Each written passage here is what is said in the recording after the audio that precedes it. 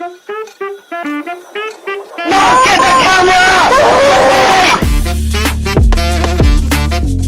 the 411, everybody? With Chris, Nick, and Rad. Neurogum. Yeah. Actual Neurogum? Oh, it's like cheap shit. Oh, okay. It's to quit smoking. Talk in the mic. Okay, we have Elliot Taylor here today. Why are you talking like in a whisper? ET is he's known. Yeah. Anyway, we know Elliot very well. So Strength and conditioning coach extraordinaire, head of athletic development for Trinity Grammar School, has worked with NRL teams. Yes. Yep. All right, there we go. Here you go. keep going. Oh, What else have you done? Yeah. Oh, okay. I'm pretty fortunate. I've worked in like every space, or not every space, but the majority of spaces in strength and conditioning. So Sell yourself. I did personal training while I was in university. Then I went into an internship with South Sydney Rabbitohs doing GPS and sports science. Then I was lucky there to work at Newington College for a while. Then I went to Parramatta Eels. Worked predominantly in the academy, but also up in NRL as an assistant kind of type vibe. Became head of academy there. Then that was like a hard 3-4 years. Decided I didn't want to be in pro sport anymore.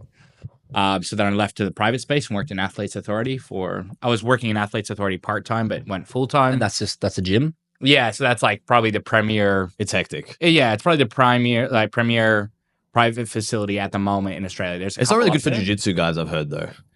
Listen, I think they're really good at doing lots of things well, and maybe combative sport is so specialist or niche that maybe some things have been missed. But like, I don't know. It's hard to say if you're not in it. Do you know what I mean? Like I've heard they're also really seen good lots of. For like track sports like soccer and NRL. And I think they do field sports and, Yeah. and track athletes really, really well. Yeah. And then from there, I went to Trinity Grammar, and that's where I met you fools. That's right. I mean, Well, through Jamie. through Jamie, one of my previous athletes. So give us a brief overview on the interaction between the S&C world and the combat sports, specifically the jiu-jitsu world right now. So the interaction? Yeah, like what do you... Really fucking weird question. Tell me, how do they interact? Yeah. What's the pie chart?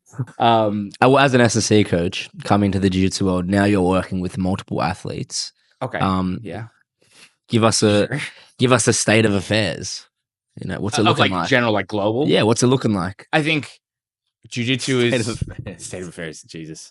I think jiu-jitsu is a really cool sport. It's growing in popularity massively. Like what you guys know better than me, like in the last decade, it's boomed, I feel like.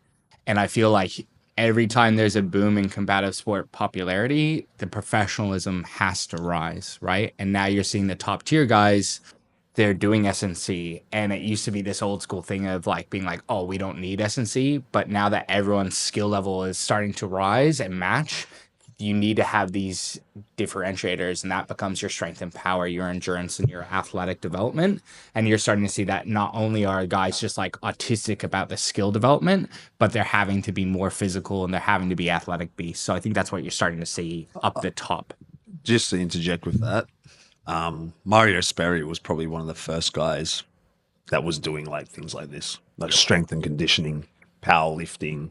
But do you feel like he was the outlier of his time? Oh, for sure. Yeah. But I'm just saying, like, I think like it's been integrated from even back then. Yeah. Like when you look at teams like Atos, Yeah. things like this, all those guys are in like strength and conditioning But programs. the professionalism of the sport has been quite low, we can say. I'm not saying that. Still is in many ways. I'm not Yeah, for having sure. an argument against that. I'm just saying. I remember as a white belt, I used to go watch Andre Galvao strength and conditioning highlights. It was posted by bodybuilding.com. Yeah. But remember when, who was it? Penny went and did a... You did. Yeah, well, Of course you did.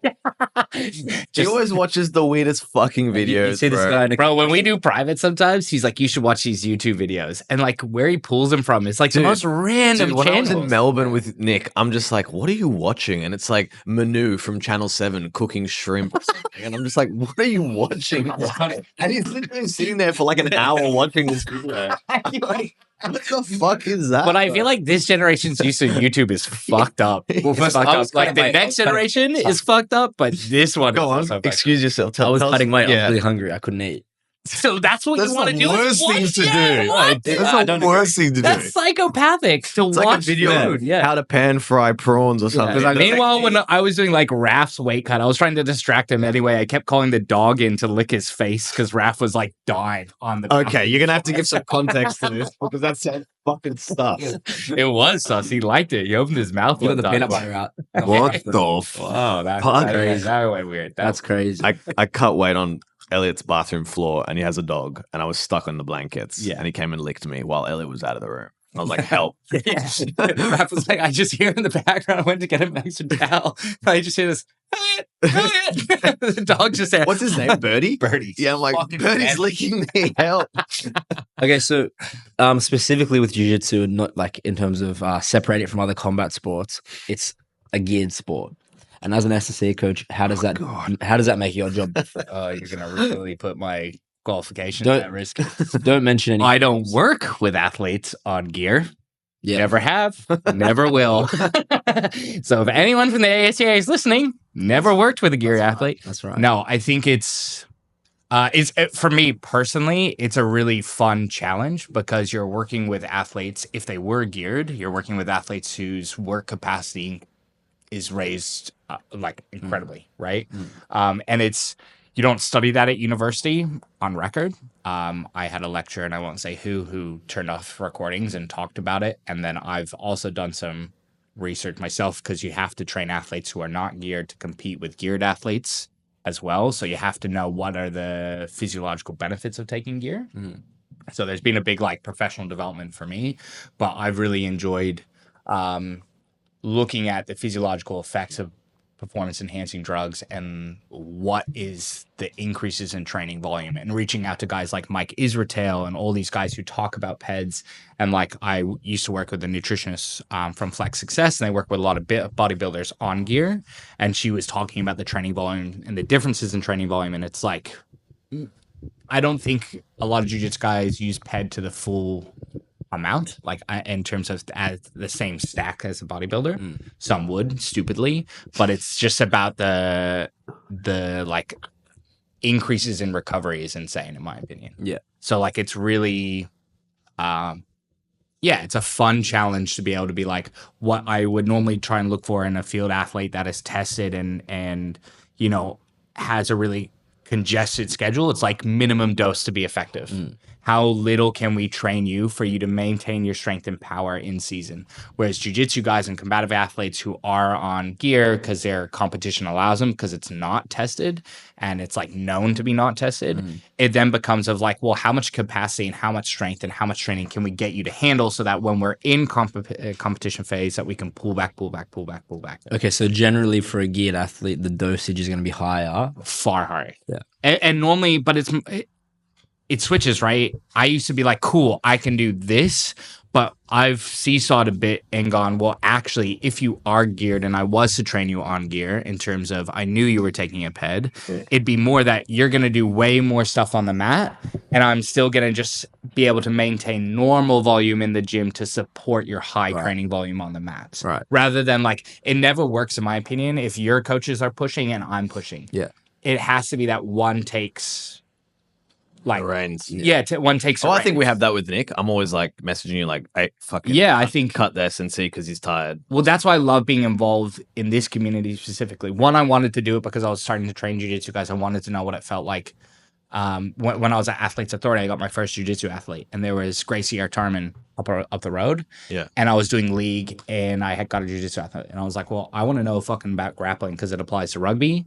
And I have a grappling athlete, so I'm going to go and do a couple of trial classes. Serena was in my first trial class. Really? Yeah. She's been in heaps of people's first trial. Oh, bro, she beat the shit out of me and my friend Seaton. Seaton's like 6 foot, a huge guy. Like his ego could not take it. I was like, that's fucking cool. Yeah. I want to learn how to do that. He was like, no, fuck that. I'm not going back. Is that where you started? I could just punch him in the head, bro. No, with Lucas. So I like Crazy. I did first year before, or maybe it was like 6 months before Did lockdown. Alex Pretes own it then? Or was it Yes, Lucas? it was Lucas and Alex. and And Alex Rob, right? And Rob. Yeah. I think they were all Yeah. I don't know if Rob and Alex were Whittaker. silent owners. I don't know. I think originally they I started. don't think we'll ever know what the business deal was, you know, and stuff like that. But No, I don't. anyways. Who knows what? I have a random question. Yes. What do you think of like I did my first Pilates class the other day. Yeah. Like How'd you go? It wasn't. Look, my wife's gonna hate me saying that it wasn't hard. Like No, at all. Was it mat Pilates It was or reformer Pilates? Why are you Reformer? yelling? I'm just asking. Yeah. Did I yell? Wait, sorry to offend you. Sorry, no, it's all right. It was reformer. And what spring did you use? What level? Whatever. I had to change depending on the So exercise. you used the female level, then I'm guessing. That's why it wasn't hard. Wow.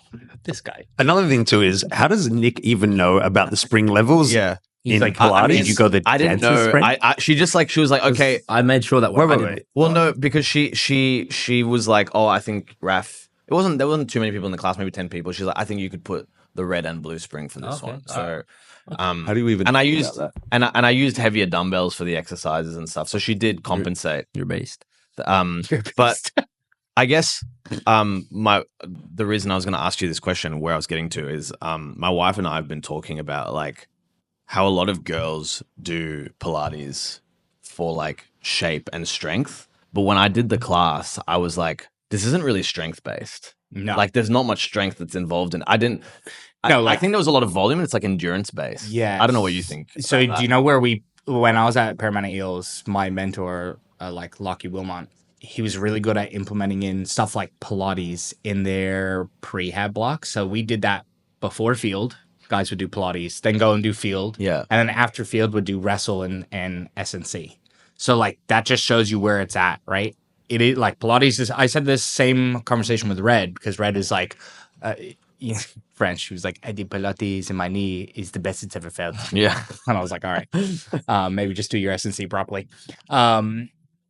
And what it's really good for is targeting these like small hanging fruit. Like it's really good for getting the small muscles, your deep core, for doing like stability stuff that I think you don't have time to hit Yeah. SNC. So like I think like Yeah, because Pilates for all athletes in small doses is really, really good. I found that when I did it, I was like, "Oh, this is a shit." So we did like I don't know, I can't remember what it's called, like pigeon toe lunges, and that's Yeah. like I was like, "Oh, that's part of the ACL rehab." Like Yeah. I've done this with Kevin, and I was like, it literally feels like you're doing rehab. A lot of it. Yeah. Yeah. It's low level. Like that's exactly what it is. It's Yeah. low level, That's funny high you say that. capacity work, high Yeah. volume.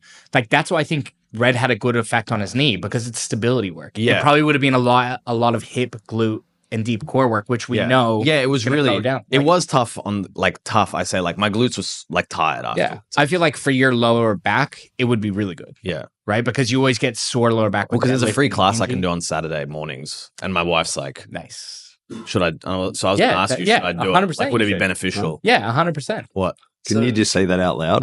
Another question Alvin? I have on the same line is people do yoga for BJJ. There's even like a company called Yeah. Yoga for BJJ. Do you think that actually has any merit, or is that a fugazi? No, Like Gacy. like a fake, like Ah. a fraud. As in- Is it an Italian word? It's not real. Okay. Yeah. Don't do that thing from that movie. Like this fucking guy. Is that the like Zohar? stealing scripts from movies. Is that from the Zohan? No. this It's from The Wolf of Wall Street. Oh yeah. It is. So, This fucking guy. so like I'm different to probably a lot of people in the industry. Like for me, I'm not black and white. I see everything as a tool in the toolbox. Yeah. Yoga, fine. Yeah, I have no problem with it. Do I think it could be probably more targeted mobility sessions for BJJ? Yeah, 100%.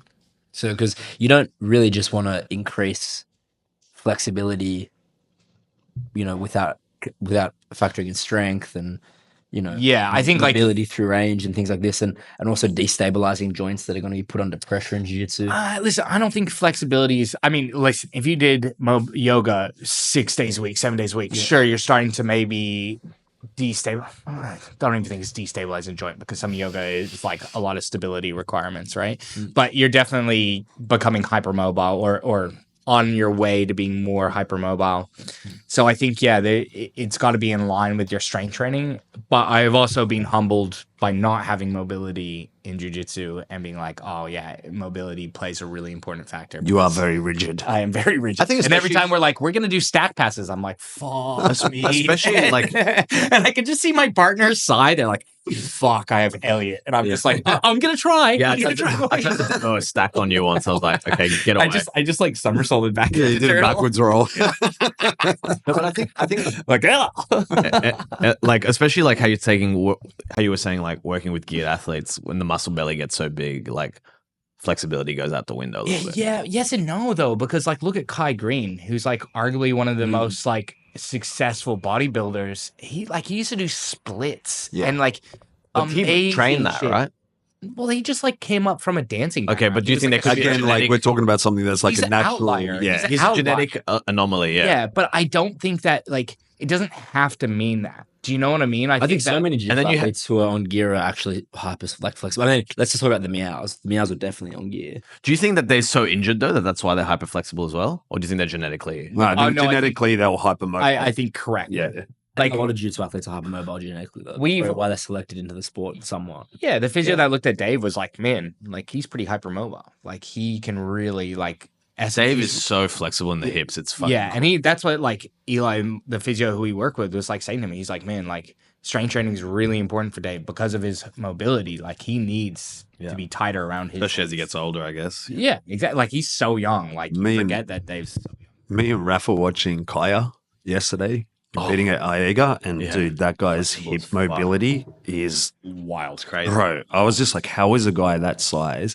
Like you've got good hip mobility, Yeah. Nick. You do. But when I saw this guy's foot and leg was like parallel, his And there's- knee was out, his leg was Yeah. parallel to his chest. I was like, And there's videos, if you remember on Instagram, of him like having his feet almost backwards. Yeah. You know, walking forwards. Like it's fucking crazy. I truly believe sometimes we find sports that like we're genetically geared for. Do you know in a way? yeah. Like I think you succeed in a sport that you're genetically kind of built for. Nick is also really flexible. For, Well, I remember being a white belt and not really Like, studying guard for a retention, fat dude. but having a very hard guard to pass and up belts, and people telling like my coaches telling me, oh, you got a good guard. Not that I trained it, just because my feet would be able to whip it. Yeah, I'm it's very surprising how round you are and able to do that. And like a little meatball you are. Actually, I was training with Bobby last night, and after like he said to me, "You're very." He didn't say rotund. He said, I wish he said "No." He said you're very rounded, and I said, "Thank you." You're like, is that a Like- compliment? he's He's like, yes. Your upper you're body, he rotund. said your upper body is very rounded. And I said, "Cheers." But you know what? That's something that Jeremy talks about Craig. He's like, you wouldn't know it, but when you No. go to roll with Craig, he was like, he's so like his upper body is so like dense. He reckons that like when you go to have like a underhook on him or anything, like he's like it's like his chest cavity is fucking massive. Yeah. That's what he always says about it. So like that's a good thing. I think.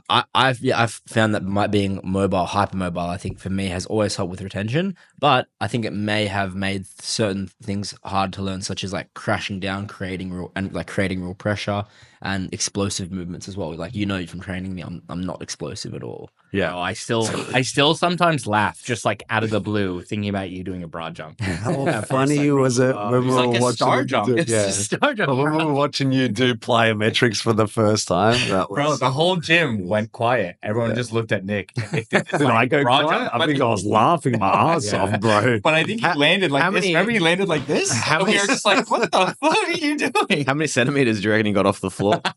It was like 2. You were stuck in the mud. Yeah. And now I'm explosive. I'm bounding. I across still reckon the I could gym. jump higher than you. No, but maybe if you lifted. But Yes, I was waiting for it to come out. But I don't deny that I don't do my lift. No, but I Everyone's definitely can jump higher Everyone's than like, you. so Raph. We need to Everyone's like, do this. We need to. S&B company with Beach. you, and I'm We'll like, have a yeah. fucking. What do you mean at the beach? Well, I don't know, just somewhere cool. But like We'll on the film it. sand. Yeah. No. Oh, whatever. On the fucking. Raph immediately makes it hard to achieve. Yeah, He's like you're we'll putting do him on this at the sand. beach. We're like, Yeah, it's what? almost like No, he's been in the trained. gym of. What does it matter? We're both in the same Yeah. and he's been in the same terrain. Put him on a hard surface. At least give him a good opportunity. Give both guys of you are- a good opportunity. Okay. grass is best for me because if I fall, I'm happy. I'm just saying. But, I've always performed well. What's the thing where you tap the thing and it The turns? vert max. Yeah, I've always performed well in that. I've so never performed well on that. You're such a greyhound. You need a rabbit to chase. That is you. Yeah, 100%. No, you're right. You're right. You're right. You know, sorry to interrupt you. I realized this with go-karting when I went go-karting recently, and we said we're going to do a go-karting trip with 411. And I think you mentioned this maybe, but like when I was doing the laps by myself, I was getting the most awful times. Yeah. But when I was chasing someone down, bro, it was like I was increasing my lap time by like 5 seconds. But I just wanted to catch this cunt. So I always say that to my athletes, like either rabbit or the greyhound. Yeah. Like I feel like Chris is a rabbit. He can run his own race, rabbit, bro. and he's like he just wants to fucking win, and he's got that dog. Yeah. Whereas you're a greyhound, you need something to chase. If there's nothing to chase, that's why you don't do your S&C until you get injured, and then you're like, oh, I better do my S&C. That's so and then you're true. the fucking most consistent athlete I ever have for 6 months. Yeah. And then you're like, whatever. I'm Good now. I'm like, you're healthy right. now. You're right. You're right. You are right. I can't. argue. He said you're a rabbit. He's got that dog. I think Chris is more a bunny. I think I'm like a horse. You're a hare. You're not a stallion. No, he's one of those Scottish ones. You know those massive fucking rabbits? Have you seen those? Like Hendo, what are those called? and look up those They're called hairs. hares. Yeah, No, I'm a those stallion. massive fucking Get on my hairs. back. I'll Big take you. rabbits. You are not a stallion, bro. You're Italian. like a warthog. That's what you are. You are a wild pig. Yeah, they're really hard to kill and like really Stallion, bro. Really hard to kill. Bro, not stallion. It's stallion. You're a Pumbaa from fucking Lion King. You like that fucking, you got like all that odd fucking like body hair, fucking fat. But quick and a killer. No. Warthog's Consistent. Warthogs are not killers, bro. No, I don't remember who it was, but it was so accurate. It said that we're the three from Ice Age. Oh shit! Yeah, this guy is like Diego. Yeah, I'm Sid. That's Diego, and you're fucking Manny the Mammoth. Manny, I'll take that. Many, yeah. Now, That's actually just really, to go back a that's couple of hilarious. topics because I had to mention this. I've been thinking about starting dance classes to improve my Oh my God, coordination. I heard about this. I fucking heard about Yeah. this. What do you think about that, Elliot? I haven't run it by as my So SSA coach. for everyone who knows, these are the type of conversations I have with my private athletes. Fucking weekly, like just dumb shit thrown in the mix. Like, hey, I'm gonna put more training volume in I know. instead of just do another jujitsu class. This guy Just get more complains- skill acquisition. Just This like, guy what the complains. fuck are you talking about? You complain that you're overtrained. Yeah. And now you want to go You're on like, No, dancing. we have to let him do one class just to film it. Yes. I was going to say, remember that 80s or 90s movie? It's like Save the Last Dance, and or the one where her mom dies. I haven't seen it. Oh, I'm gonna fucking post a video of it, and it's like this white chick trying to learn hip hop. It's the funniest fucking shit. No, but like we should figure out where you're going to do your dance class, and I'll show up and do the trial class with you. I'm just going to do it I would pay so much money to I'm watch around the corner. around the corner. Oh, yeah. Around the corner. Okay. Because that's what I'm thinking. Like, I could do my jiu-jitsu and then run over there and just start doing. Or you could just do bachata. more jujitsu and Yeah, get probably. better at your sport. But I realized. Do that when you're about to get married, bro. You do like 3 weeks of dance classes. Do you? Did you? No, I didn't, but you Oh. can't. I know a lot of people. do. No, because we're not losers. I'm not gay. I got hips. I could. See, I don't claim. I tried to learn a I had dance move to. the other day and I couldn't learn it. And But I think I this. realized how- so I've had this enough practice on the attitude- D floor. yeah, I think this attitude is like classic athlete Yeah, attitude, it is. right? You're looking for something to like improve your sport and your skill acquisition That isn't the rather than correct. You're looking for the answers in all the you know wrong what I always places. say about this, and I never do it. But you know what I say about this? Tell You're me. looking for detours in a tunnel. That's what I always say about this. Hey, me and Henda have a whiteboard at home. What did I write on the whiteboard? What did I write? There are no detours in a tunnel. That's what I wrote. Yeah, well, maybe take that on advice. Yeah. Okay. No dance classes. I still think you're going to take the dance class. He's definitely But, gonna. no, but now I can't tell you about it. Oh god, yeah, definitely hide things from your coaches. Yeah. that's a smart No. play. Well, We know he does that. He's like, guys, I'm at uni. And we're like, Hendo, where's Nick? Oh, he's sleeping right now. that's not true. That's not true at all. Has it ever happened? No. The problem is that happened last the week? problem is Nick. Happened All last your week. When mates, does that happen? all Happened your last mates week. come to this gym and they always W. I've been here when Tal's like, that cunt's not on uni. It's uni holidays. And Rap's like, this motherfucker. He's like calling you. That's not true. that has happened. It is true. You're like, Yeah, bro, Tao said that, but Tao lied. We're not even talking Or about someone Tal. lied. Someone like, We're not even talking about Tal. so everyone else is a liar. Yeah, I don't You're like, oh, I can't think be I'm in the alive? gym. I can't. You've been caught out now. When? The Listen, last week. But you got also, caught out. Hendo, but also speak. everyone lies. Everyone I lies. don't- Like, don't get like don't- upset about lying. No. It's about being a better human and taking account. No. Accountability is probably one of his No. biggest. Yeah, here we go. This is not a therapy session. All right, this is not a It therapy feels session. awfully like a This is not therapy a therapy session. session. My schedule is far too intricate to be understood by you three. Maybe Elliot, Elliot might be able to Talk wrap to us things up. about your arts degree, Yeah. where it's going to get you professionally. Exactly. I can't wait to see what you do for a master's to Hendo- get a fucking job. Hendo doesn't even know where he is most of the time, let alone where I am. So to get his take on my location, What do you mean is- he lives with you? yeah, but you know, I mean, I'd say he's got a pretty accurate take on it. I would say he's probably Nick's in bed right now. Yeah. He can see you. They have like He can observe. they have what you're like like. they have share my location on their iPhones. no,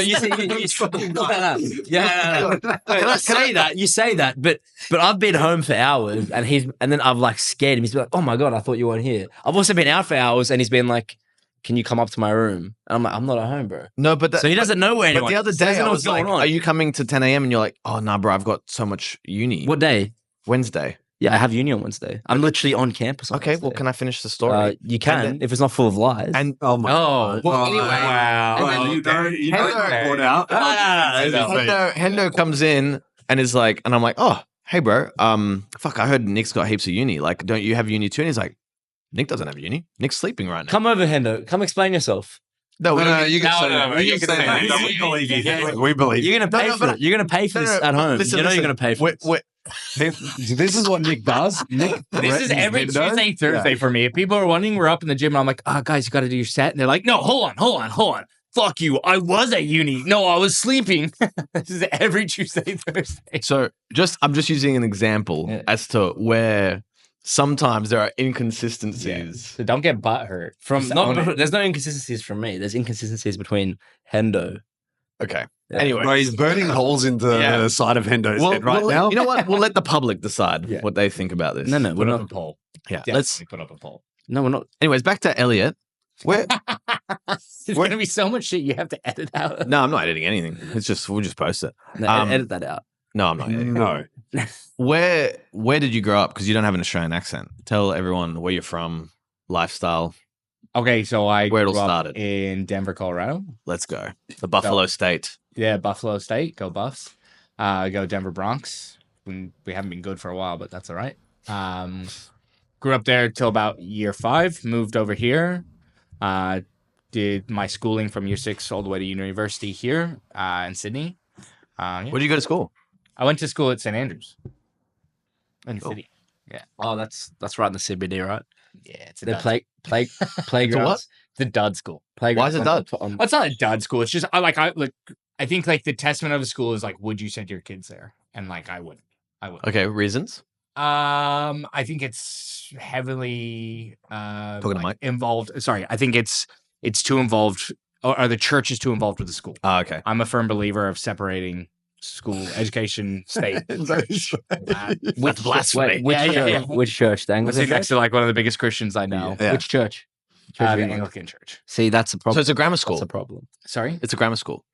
St. Andrew's Grammar? Is that what it's called? No. Oh, usually. St. Andrew's Cathedral. Oh, okay. Sorry. But yeah, it's Anglican. Yeah, it's Anglican. Yeah. But I just feel like faith, education, government should all be separate. Okay. That's my Fair enough. personal belief. Fair enough. You're Like, entitled. I think that, yeah, because I think it then dictates how how you. There's too much crossover. You think it just Yeah, gets a bit I think messy. so. Yeah. That's just my belief. Like, Yeah. and I just don't believe in the institution of the. Like you can still have the good principles of religion be taught and not make it religious. Correct. Yeah. And I just like I don't believe in many institutions, and I'm a firm believer that the church as an institution, that it's fucked up too many times for me to believe. I don't disagree with that. Yeah, we've had many chats about this. That like if Kmart had the same amount of like child sex scandals as the church, no one would fucking shop there. So I'm still confused why so many people are like the Anglican Church or the Catholic Church are the best. I'm like, what are we talking? Yeah, about? fair enough. Fair enough. Well, Anglican Church is Well, the the Catholic Church- denomination of Catholic. Yeah, I think the Catholic Church has far better art.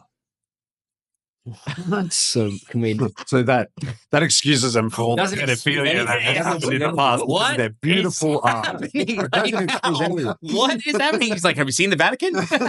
It'll make you forget a whole bunch of shit. Like every victim, they're like, look up at the ceiling, and they're like, the beauty.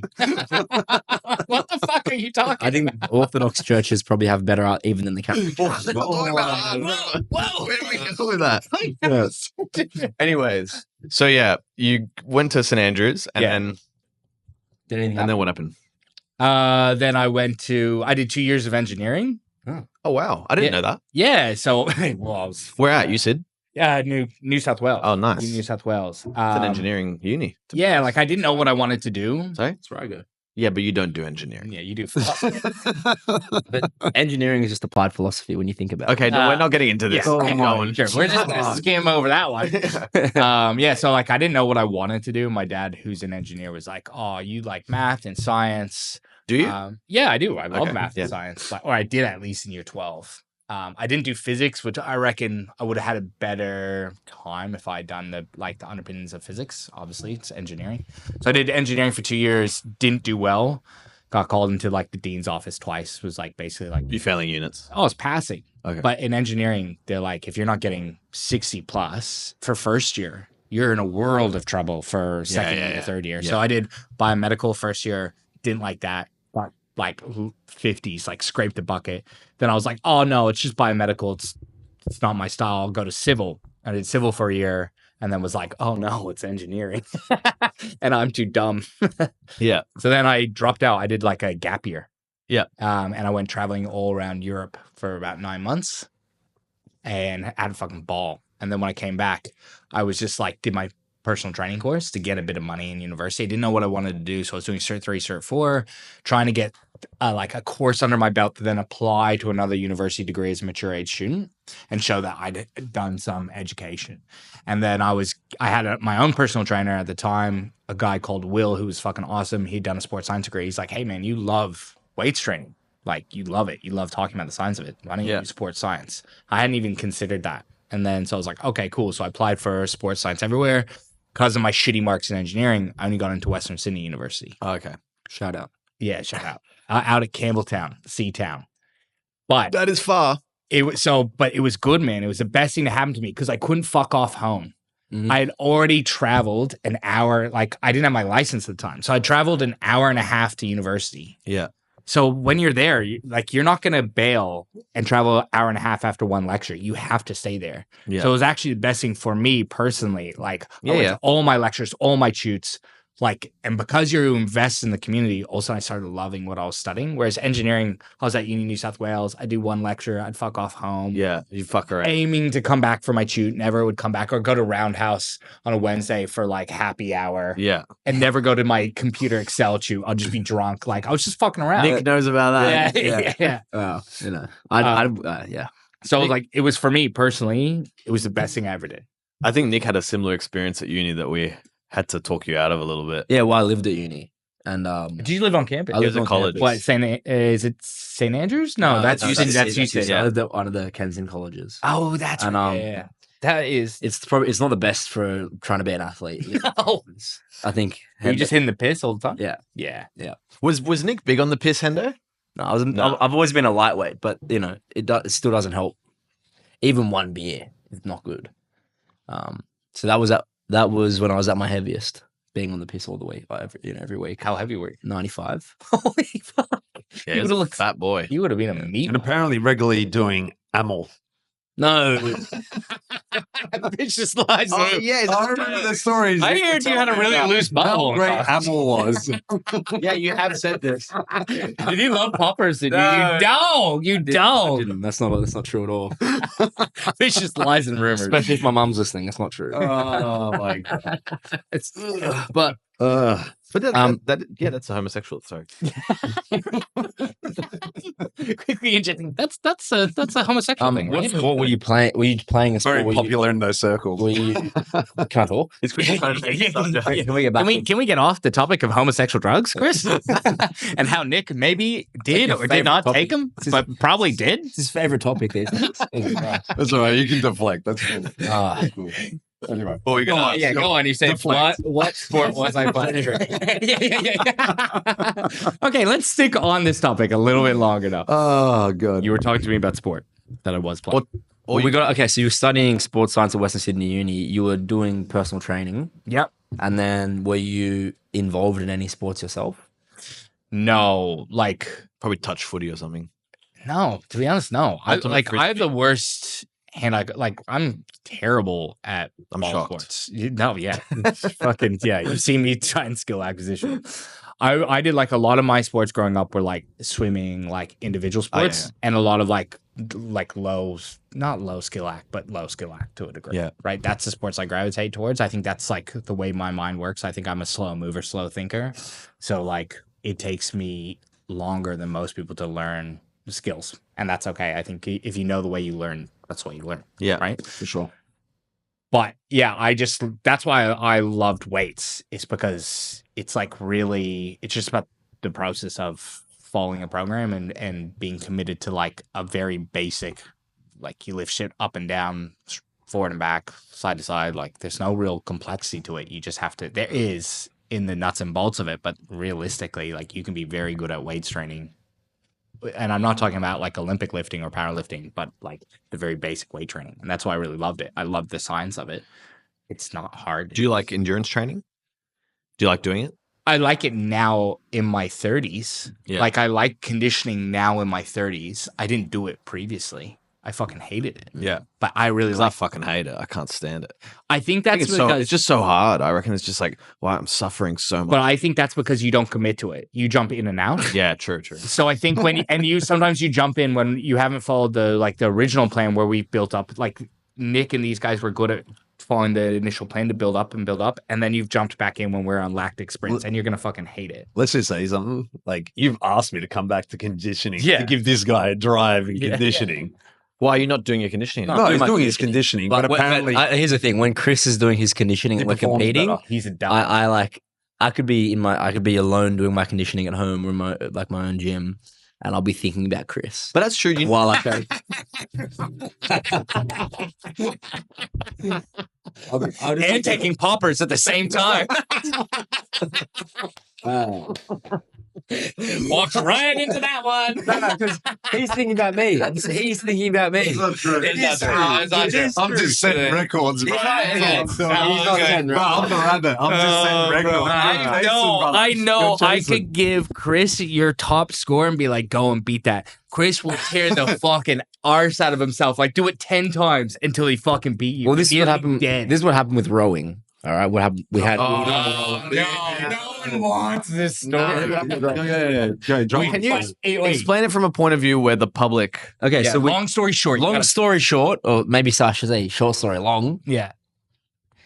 I don't think so. Let's go long story short. We had a conditioning block done on the rowing machine. Yes. Now, the first time we tested our rowing, I beat Chris over 1 kilometer. This is true at Trinity Grammar. Correct. Yeah, I beat him over 1 kilometer. Then I accidentally used a faulty machine that told me that the second time I did my testing, I had the conditioning on the rower of a world champion. Yeah, it was from what I checked, you were beating world record holds. So I was like, I forgot that we then looked it up and we were like, wait, hold on. anyway, that really got Chris's panties twisted in a knot. Okay. All right. So, and he decided he was going to beat that time, which he didn't. But he did get you got very good at rowing, and then when we retested, How am I going to beat a world record? No. He's right. He's right. You were like, if Nick can do that, I can get that time. Yeah, that's right. Because and remember, you also did you went say- to go do it. You were like, that's not right. One, Yeah. I think What you I were was seeing- saying is physically impossible Yeah, to so do that. you and did then like- you're like, so I'm gonna try and do that. And Yeah. then I remember you literally went fucking hell for leather. I remember seeing you afterwards come down on the mats, and you were like, what? Because you absolutely wiped it, and you got close. And I think that's where the argument started. Is you were like, "There's no way you got that time, Yeah. because I've killed myself and I can't get that time." And Nick was like, "No, I got that time." Yeah, and then there was this build up, which I did, but on a different machine, which is why. Yes. The Anyway, faulty and then machine. there was so we- a 3-week build up where me and Raph were like, just fucking test. Like, we're so sick of this. so like, you guys have to use the same machine, and we see who gets the best time. But the whole time we had this debate, we were still training it, so we were getting better and better at rowing. And I was thinking the whole time, I'm going to beat Chris. How much did he beat you by, Nick? It was narrow. It was a narrow margin. Bro, you were with me. It was a narrow margin. You were with me. I remember it not being It was narrow. narrow. It was not It was a narrow. narrow. It was not a narrow. 500 It was meters. not 500 meters, bro. It was 5. Do you remember? Yeah, I'm pretty sure it was Bro, we were 500 sitting. meters. It was not. We were sitting right 500 next to meters you out of watching. It was what? Out of 500 what? meters. Out of what? What do you mean out of what? It was a Because you guys 20 did a 5K row or something. No, like it was that. a 20 No. Okay, It was a 20-minute 2K row. trial, It was a, 2K no, it was a trial. 20-minute time trial. Yeah, It was a 20-minute time. and I trial. think he got an extra. Yeah, you were Oh, really, you're so you were mean. really, really torturous. Like you were killing us over this block. Every day I was sore because I was. Bro, I remember sitting there and watching you. That's right. And when we got to the 15-minute mark, I said to Raf, I remember saying to you, I'm like, he's not going to do it. He's dying. Like, That's right. I could remember the fucking grit I had at 15 minutes where I'm like, fucking digging in deep. right. And I knew that you were going to fall short when I saw you. But I fell short, but it wasn't by that much because I remember. Because I remember it wasn't because afterwards you said to me, you said for you to say this, I know it had to be close. You said good job. You said Okay, good but job. like, It was a good time, but like, No, it was a good yeah, time. yeah. But I still remember Chris being yeah, but, convincingly yeah. beat. But you know, But anyway, run it back. I remember Run it having the back. same thing. bro, I'm happy to test against you at any time. Let's pick something that doesn't help long levers. I've got short arms, bro. Okay, When I have to do Why didn't you bite? You don't want that smoke. Bro, you know what? Like, we've been actually talking about this for a long time, is a fucking running race. Yeah, bro. At the Oval. Both of you gonna at the beach. Both. It goes down. Go to midnight. I don't want to have a running you gonna- race again. Are you going to Perth as well? What's that? Are you going to Perth as well? Yeah, For yeah, this? Oh, that's gonna be mad. Yeah, it's It's So gonna be a what- good fun. the way I think we settle this is a sort of a challenge. I don't know what they call it, Reds, but you do, like 100 of one move, 100 of another. Like a decathlon. Is that what you're trying to- that's what you're trying to set up. As They a should do a decathlon? decathlon. Bit of a decathlon. See who's the most elite, well-rounded athlete. Can you please go? But you have to wear the wrestling Nick. singlets and like wrestling Nick, shoes. I love Just you. go up and do plus fitness. But in terms of well-rounded athlete, you've got the well-rounded. one. He's got the well-rounded, You're rotund. and he's got the athlete. You, sir, are rotund, as Bobby said. I'm going to just spread vicious lies of rumor that Bobby called you rotund. Call me rounded, upper body rounded. And I think he was talking about my posture, not my shape. I hope you transition to MMA and they call you the Rotown Roundhouse or something. Rotown retard. or something. Coming in the red corner with the Rotown Rehab Strength. All right, go on. I'm sorry. definitely going to be canceled for these comments. No. His last one. So you're going to do a decathlon against Chris? That's what you were He's going saying. to rip a popper before he's like, What exercise? Vicious.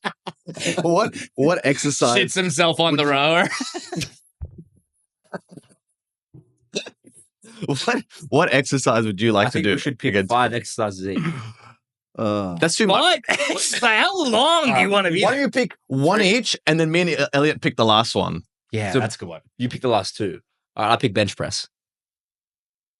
He's going to beat me in bench. No, but like it has to be something like conditioning. Yeah, Like it has to be like the same. we know thing. you're stronger than Chris on certain exercises. 100-meter swim.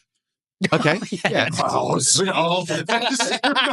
No worries. It's Let's Chris's go. shoulders. Hey, He's but I gonna can't. drown. Let's go, bro. Let's swim. No, I can't swim. I can't. At the beach. It goes down. I forgot. I don't float these days. Bro, he picks swimming and then he retreats. Never. Swimming. We're going to pick swimming because we want to see that. Yeah. Oh God, Nick's drowning. Okay, 50-meter swim. Okay. I pick 50-meter swim. Okay. You- What would you pick, Chris? I want the running race because we've Okay. been talking about this for Okay, a long time. so- 100 meters. So Actually, let's make it a 200 meters. Let's make a 400-meter. Nah, 200 oh, meter. no, you always do that. You always overshoot. You always overshoot. 200 Rather than meters. being smart and closing your fucking mouth, you're like, well, let's make it a 2,000 Ks. Well, Like, I think he's slightly more explosive than I am, so 400-meter might benefit me. Just do it. 'Cause, like- Okay. Whatever. 400 meters. No, you dude, that's a lot in swimming. Do you know what I want? I think Actually, he meant I'm taking back the 200 meters. Let's do 100-meter hurdles. I will laugh so hard. How many hurdles, Bill? Yeah. Not one hurdle has been jumped over, folks. Okay. Yeah. 100-meter hurdles. How high are the hurdles? Dude, they're Oh, no. high. What are like Olympic hurdles? Dude, they're Hendo, like- how tall? They're like above your waist. There's no I chance used get to. up. I used to hurdle. Yeah, I I'm knew happy you to- fucking yeah, did that. I'm Yeah. happy to I've hurdle. never done it. It looks terrifying. I'm It happy is to hurdle. terrifying. Bro. There's no chance I get over a I single. went to They're a States. meter You tall. might as well just commit right. to smacking every Yeah. hurdle. They're a meter tall, so they'd come up to your head nearly. Yeah, no. There's no way.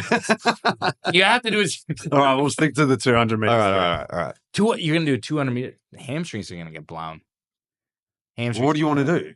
I would say like if you're gonna do I think a 100 meter? meter race is 100 like. meter? Yeah, I think 100 meter. Okay, enough Well, about why this. do you Though. say Enough about this. 200? Okay, sorry. well, you're just like putting your hamstrings. Remember, Okay. this is gonna be something stupid. Enough about If this. both of you get We'll figure injured, this out later. I'm gonna be What do you think wondering. about running for jiu-jitsu athletes? Let's talk about running for combative athletes. Yeah. I think running is great, but it's got to be a tool subbed in and out. So like I train some of the pro guys from Dark Side and like they like boxers, they are very, very you've met Anton, like, bro, some weeks he'll run 15K. Mm. Like, But that's just cultural. that's cultural, Yeah. correct. There's no All strikers do running. and I get it from a mental resilience thing. Like they're like, I just like to be on the grind. And like, there's lots of athletes like Josh has asked me, hey man, I want to get back into running. It makes me feel more athletic. Like there's something really human about running. Yeah. But I think you got to sub it in and out. Like Serena's done sprints. You've done some sprints with Yeah. me. Like that is actually athletic. Yeah. So See, I think like, sprinting for me makes perfect sense. Jogging doesn't because my knees already cop so much with jiu-jitsu. correct. That would be my thing. Is so many guys have knee issues. Yeah. Why are we exposing you to like repetitive strain as a conditioning methodology? I'd be better off putting you on a bike, Yeah. like a fan force bike, because it's going to strengthen your VMO. It's going to make your And you're going to quads get just better. as much aerobic.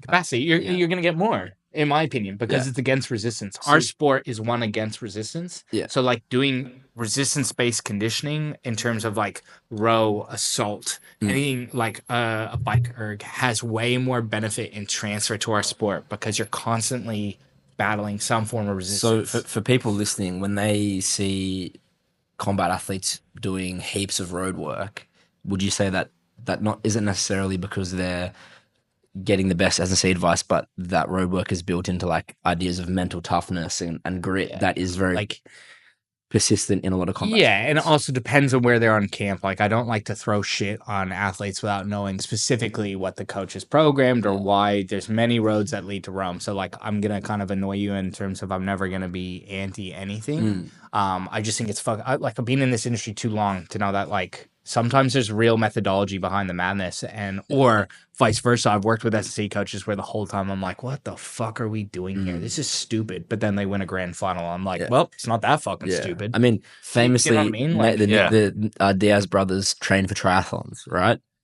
But they're MMA fighters. yeah. And they're fucking good. What about Hendo's favorite example of Marab, who's always running?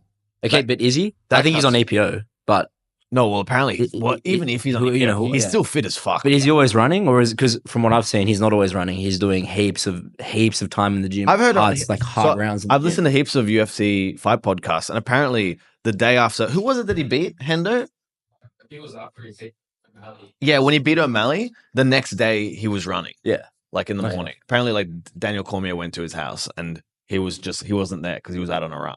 The morning, And, like some guys love it. Like I Like, he just personally would. loves I the would. fucking I- conditioning yeah. grind. You know what I mean? Yeah, like everyone has a strength, like an athletic strength. And his may be endurance or like I'm running. just thinking about swimming and sprinting and swimming and like just off the blocks, how funny it's going to be. Just Watching him explosively just leave you in the dust in both those things off the blocks. All right, Think about it. I'll race the winner. as a cool down. Blow a hamstring. Yeah, No, like another day. You know what I mean? No, so yeah. Let them recover. Back to road running. If you're in a capacity block, and by that I mean like let's talk about when there's little to no competitions in jiu-jitsu. That's around like what would we say, December, Jan? Jan is always like a quiet block, kind of. it depends because Yeah. December, Jan, you have Euros and you have That's true. Pan Packs for us and No, Pampax is October. October, November. Yeah, What Jan? I mean, Feb? Is I think quieter? I think December, January is a good time to cool down. That's my personal like. Yeah, I You're think eating more. You can be social. I even think the start of the year it takes a while for comps to ramp up. Yeah. Yeah. So like I've Until April, you're kind of, I wouldn't say you're chilling, but you're on the lower end of competitions, of competing. Yeah. I've always, for like strikers and jiu-jitsu guys, program more capacity work around that time, particularly like aerobic endurance. So yeah. if you were gonna do running, that's the time to do running. Yeah. And like the biggest thing I did with Anton, right, with culturally, like you said, like boxers run, is we rather did a build up phase. So he'd go like 5K, 7K, 10K, 12K, 15K, then back down. And what he has to do coming back down is do a faster pace on those ones. Yeah. So rather I made his running more targeted. And same, I was like, he used to do like Kuji stairs and do it like just like fucking grind himself. And I made it more like energy system targeted. He says it's fucking hard, bro. Sorry? Yeah. He says it's hard. Bro, he used to go up, down to do all these things. And rather I do like time limit. So we figured out a way to make it aerobic, lactic, alactic. And like Euro, his coach, I actually love working with him. He's like, you guys, like he's happy for me to change things. He trusts, because like I've done a good job with Anton in the past, or he's like, I don't care what you fucking do, just make him work and make it smart work. So I think that's the coach you want to look for, is that they know culturally these guys need to do that, but they're happy for you to tweak it.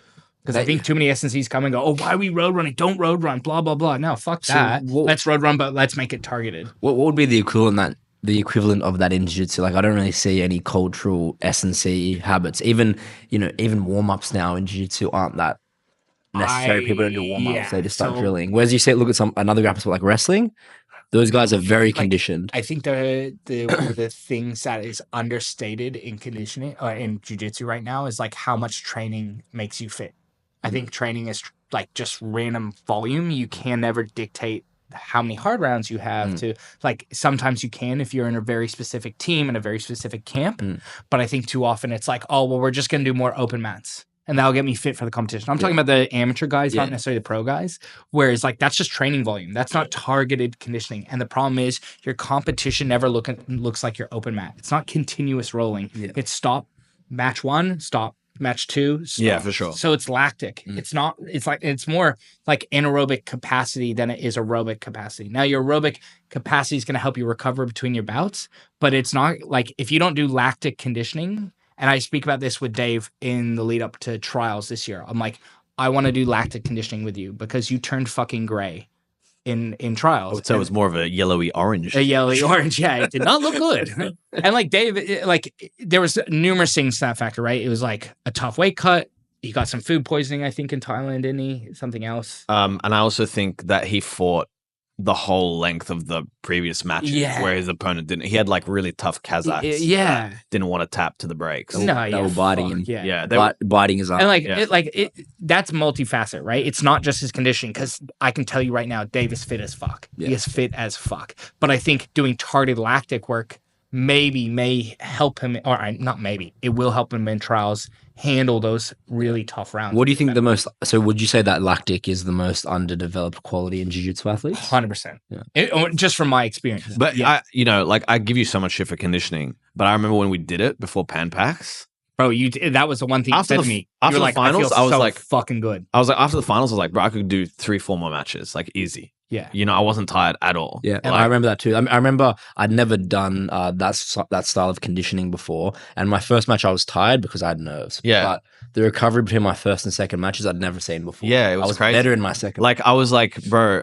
I was training in the gym. I was like, I could do 10-minute rounds easy right now. Yeah. Like I can just go. And now I feel like I do 1 6-minute round with Serena and I'm like, oh, Lord help me, I'm drowning. Yeah, I remember. We're gonna get back up there, man. Yeah, bro. Me and Rafi used to, we used to hit that stuff. It was the same with you and Chris. I'd be like, there's no way this fat cunt's beating me on the bike. So I'd have to fucking. That's why I'm trying to. You two would do conditioning together. I'd just go off and do it myself. Yeah. Rabbit. I needed to chase. Yeah. I needed to chase. I don't think I still remember that. Remember that video? That Plus Fitness put up of these two? And Raph's seat is so low, he looks like he's in a little clown car, bro. That was so funny. Yeah. I looked They like posted on this video, and I was like, Raph, put your fucking seat No, up. it's because it broke. Like I was a minute into conditioning, You and were 20 minutes like up here. Yeah, I was like, he was on a little plane. I was on a Harley, bro. I was biking on a Harley. gas. It was so funny. Respect to my boy. He didn't stop. God. He didn't stop. Didn't race out the seat. He just kept it. When the pedals, didn't they have no resistance as well? Yeah. And I was like, we were both, me and Chris were like, what resistance were you on? He was like, the seat broke me and I had to put it down to 1. And we were like, oh, bro. I don't. He's I, like, it was so I don't, hard. I don't really recall. So hard. No, I was getting good times at the end. Can you talk a little bit about sport specificity and or the myth of sport specificity and how you see that topic? Yeah. Okay. Cool. So specificities. It is really important at times, but I think the problem that a lot of guys do is they're searching for specificity in every fucking program they want to do. I hear it a lot from my athletes. Oh, I need to target X, Y, and Z. Right. What you need is like general physical prep that leads into what we call specific physical prep, and then there's like specificity. You need these 2 blocks before so that you can get actually some good like juice out of specificity. So give us a hypothetical example. Just make it up of those 3 blocks. Okay, cool. So like your first block is that you're doing lots of capacity. Like your general physical prep is like how much work can you do? Yeah. In my opinion. Like it's a lot about capacity. It's That's like, your GPP. Yeah, your GPP. And that's the bulk? Yeah, that's your bulk. Yeah. Like the way I look at it, it's the base of the pyramid. Yeah. The next one is the next level up, which is your specific prep. It's now starting to get you ready for comp. So maybe in the base, we're looking at your aerobic capacity. We're doing your general like Getting on a high bike. volume stuff, Okay, right? yeah. Then next, I'm like, hey, you're doing a brown belt competition. You need to handle 8-minute rounds. So we're going to target 10-minute capacity or 10-minute power rounds, and we're going to work on this. Yeah. Next one is specificity. Okay, we're going to make you really short and sharp for 8-minute rounds, and we're going to make sure that you're high wattage in 8-minute rounds. That's just looking at your conditioning. And that's about as specific as you'll get. Correct. And I any don't more think specific than that is junk, in your opinion. Yeah, it's fucking Right, stupid. so But that's very clear. it's something that I always look at is like Zercher squats. Yeah. Right? Everyone's like, oh, you got to do Zercher squats for combative athletes. Why? Well, this is my argument. If you can't chase intensity on something, then I don't always see that it's valid.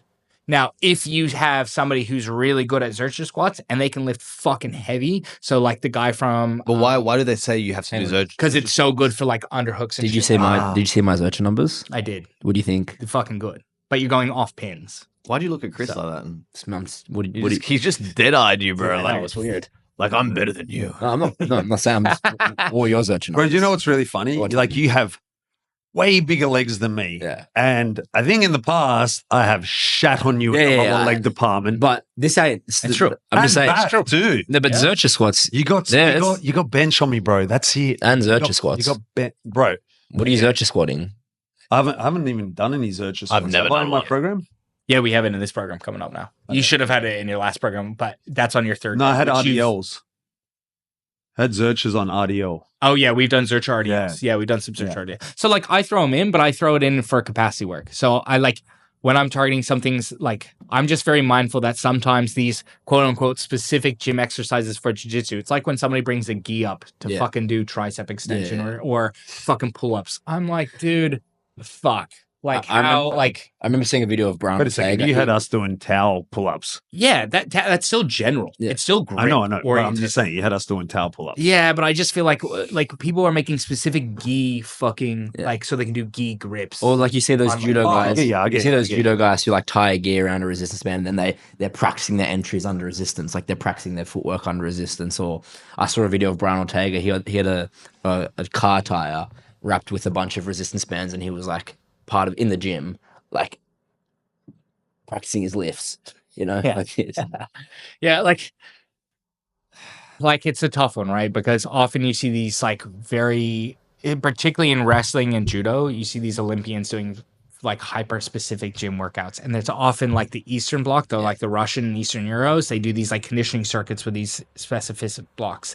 Now, what people don't see is in the background, those guys coming up through academies in Russia and all this stuff have had fuckloads of general training. yeah. So specificity is often what our youth athletes see, like Kobe O'Brien doing and all that stuff. They're like, oh, I have to do what Kobe does. No, you don't, dickhead, because Kobe O'Brien came up through high school and college and did all this shit in the background that you don't see. So you're saying that they've already built their GPP They're a to fucking such an Ferrari. extent. What Yeah. Formula One do in the pit stop does not apply to NASCAR, does not apply to your Toyota Corolla. Yeah. It just doesn't. You have to build the engine and become a Formula One car before we can even remotely. So is that almost like they've done their GPP for so long that they're going to get the returns they're going to get from continuing just to do their basic squats, O lifts? It's going to be lower than potentially adding in some specific. Correct. Yeah. Yeah. Because like I said, they're a Ferrari. Yeah. Like man, worst example from a person, but a good example of a high level athlete is Jared Hayne. When Jared Hayne was at